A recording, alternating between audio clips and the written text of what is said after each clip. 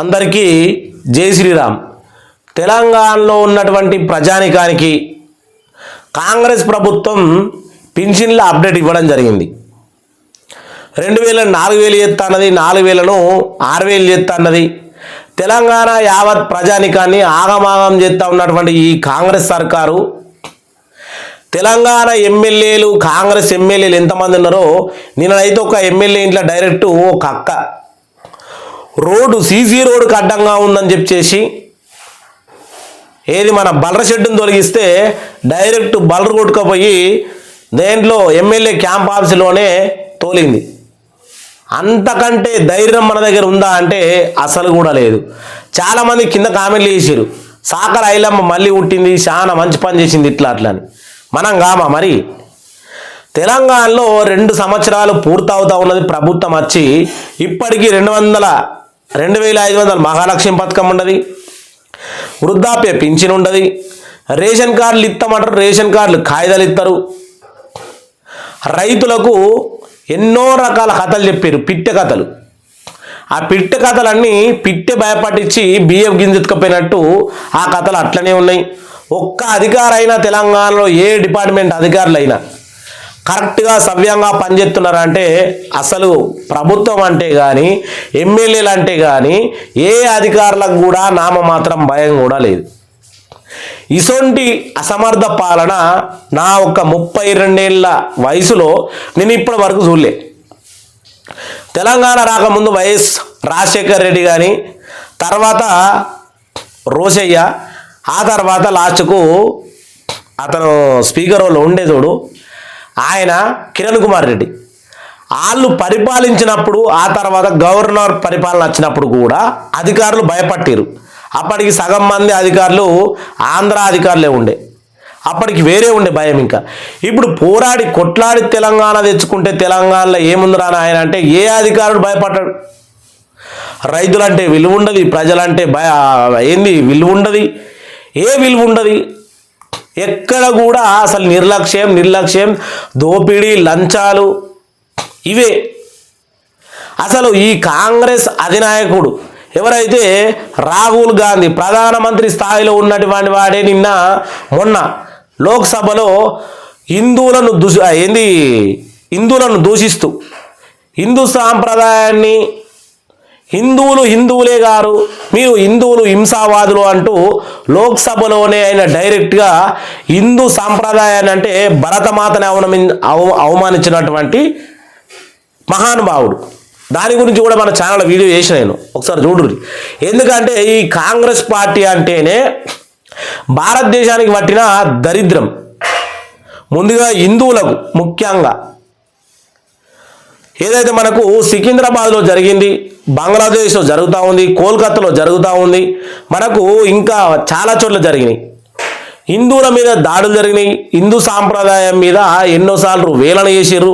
అప్పుడు యాడికి పోయినవయ్యా ఈ రాహుల్ గాంధీ అంటే అప్పుడు పాకిస్తాన్లో ఒక ఫామ్ హౌస్ తీసుకొని దాంట్లో నిద్రపోతాడు.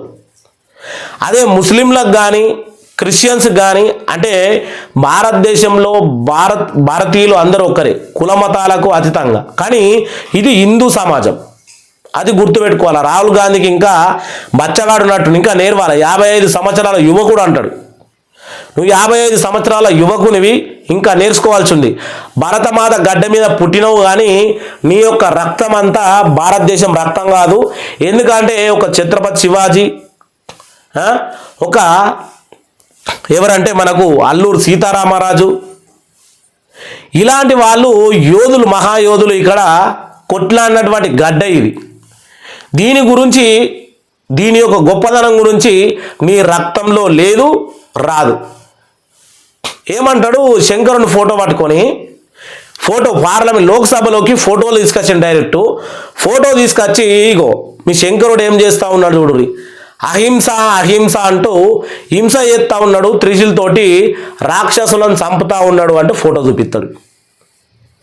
అరే నాయన, ఆ రోజుల్లో నువ్వు పుట్టలేవు, నేను పుట్టలే. దేవతల కాలం నాడు శంకరుడు రాక్షసులను చంపితేనే ఈరోజు మన మానవులం పుట్టినాం. కృపాయుగం పోయింది, ద్వాపరాయుగం పోయింది, ప్రేతాయుగం పోయింది, 3 యుగాలు పోయిన తర్వాతనే కలియుగం వచ్చింది. మరి వాళ్ళందరూ రాక్షసులను సంహరించినప్పుడే కదా. మరి రాముడు రావణాసుని సంహరించిండు మానవ జన్మలోనే. మరి శ్రీకృష్ణుడు వాళ్ళ మామను కంసుని అంతరించిండు ఎంతోమంది రాక్షసులను. ఇప్పుడు ఏదైతే మనకు కలియుగం వచ్చిందో మన ఏదైతే ఛత్రపతి శివాజీ కానీ అల్లూరు సీతారామరాజు కానీ ఎంతోమంది రాక్షసులను అంటే సంహరించిన తర్వాతనే భారతదేశానికి స్వతంత్రం వచ్చింది. ఇంత జ్ఞానం లేనివి నువ్వు ప్రధానమంత్రి అయ్యే స్థాయికి ఎట్లున్నావో, అసలు నువ్వు ఎంపీగా ఎట్లా గెలిచినావో, లోక్సభలకు ఎట్లా పోతున్నావో, అసలు పార్లమెంట్లో నేను ఎట్లా రానిస్తారో నాకైతే అర్థమవుతలేదు. పెన్షన్ల గురించి మాట్లాడుకుంటే తెలంగాణలో పెన్షన్ల వస్తాయా, మరి అప్డేట్ ఏమొచ్చింది, దాని గురించి మాట్లాడుకుందాం. నేను మాట్లాడిందల్లా ఇప్పుడు నాకు లోక్సభలో చూసినటువంటి ఆ స్పీచు చాలా బాధేసింది, చాలా బాధాకరమైన విషయం. అలాంటి మాటలు మాట్లాడితే నీకు రాబోయే రోజుల్లో ఎక్కడ కూడా నేను చూపిస్తా. ఈ యొక్క రాహుల్ గాంధీ పార్టీకి తెలంగాణలో ఏ విధంగా జరుగుతుందంటే, గిసొంటి అవ్వలకు ఇప్పటికి పింఛన్లేమని చెప్పవా మీ రేవంత్ రెడ్డికి? నీ చేతిలోనేమో అధికారం ఉంటుంది, అంటే బీర్వా మాత్రం తెలంగాణలో ఉంటుంది, బీర్వా తాలపు చేయలు నీ దగ్గర ఉంటాయి. ఇది తెలంగాణ ప్రజల దురదృష్టం అనుకోవాలి నిన్ను గెలిపించిన తర్వాత. గిసొంటి వికలాంగులు ఏం చేసుకొని బతుకుతారవే? ఇదే కూటమి ప్రభుత్వం, అందులో ఎన్డీఏ ఉన్నది, పక్కనే ఉన్న ఆంధ్రప్రదేశ్లో 14 రకాల పింఛన్లు విడుదల చేశారు. దివ్యాంగులకు 7,000 రూపాయలు, 2 కాళ్ళు కానీ 2 చేతులు లేకపోతే 15,000 రూపాయలు. ఫస్ట్ చంద్రబాబు పవన్ కళ్యాణ్ కూటమి ప్రభుత్వం, మోడీ ఎన్డీఏ ప్రభుత్వం ఏర్పడిన తర్వాత ఫస్ట్ ఆఫ్ ఆల్ చేసింది ఏంటంటే అన్నదాత సుఖీభవ, అలాగే పిల్లల కోసము తల్లికి వందనం, తర్వాత ఎన్టీఆర్ భరోసా అంటే పెన్షన్. ఆంధ్రప్రదేశ్లో ఉన్నటువంటి ఈ యొక్క పథకాలు, ఈ 3 పథకాలే ప్రభుత్వాన్ని మళ్ళీ గెలిపించేందుకు దోహదపడతాయి. అవి ఎంత కొత్త పథకాలో మీరు తెలుసుకోవాలి. ఇంకా ఇటువంటి వృద్ధులు ఏం పని చేసుకొని బతుకుతారు?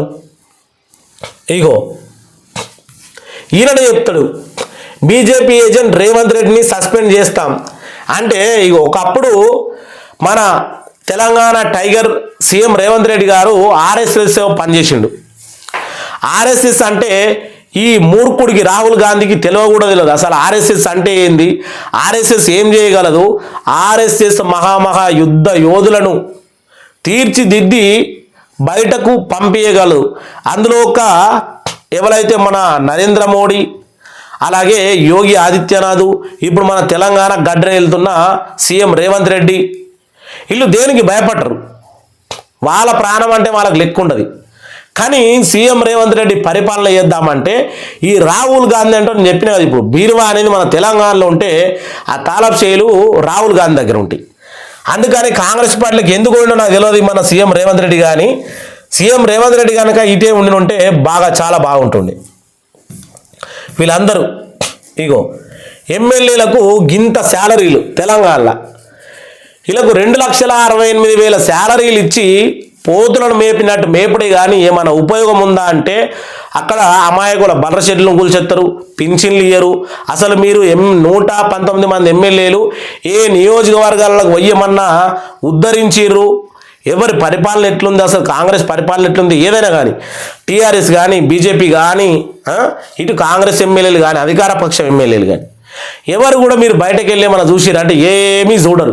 మీ క్యాంప్ ఆఫీస్కు దగాల పడతారు, తప్పితే ఏముండదు. మళ్ళీ మీకు 2,68,000 ఇంకా అలవన్సు, అది ఇది తొక్క తోలు. ఇక ఇట్లున్నది కథ. ఈయననే అంటాడు మళ్ళా ఈయనను తీసేయాలని. ఇగో ఎప్పుడు పథకాల గురించి పింఛన్ చూడు. తెలంగాణలో డబుల్ ఆసరా పింఛన్ మొత్తాన్ని 4,000 6,000 వరకు లబ్ధాల ఖాతాలో జమ చేయబడదని ఇచ్చినటువంటి ఈ స్టేట్మెంట్ ఏమైంది? 2 సంవత్సరాల నుంచి 33 జిల్లాల కలెక్టర్లకు వినతి పత్రాలు అందజేస్తూనే ఉన్నారు. వికలాంగులు, వృద్ధులు 57 సంవత్సరాలకే వృద్ధాప్య పింఛన్ రావాలి, 60 దాటిపోతా ఉన్నది, ఇంకా మీరు ఇయ్యరారా బార్గా అనుకుంటూ చాలా మంది నోరు పట్టుకొని తిడుతూ ఉన్నారు. అటువంటి వీడియోలు కూడా రాబోతాయి మన ఛానల్లో త్వరలోనే. ఇక్కడ ఇచ్చిరిగో తెలంగాణ ఆసరా పింఛన్ 2025 కీలక ప్రకటనలు మరియు ప్రత్యేక బ్యాంకు డిపాజిట్లట.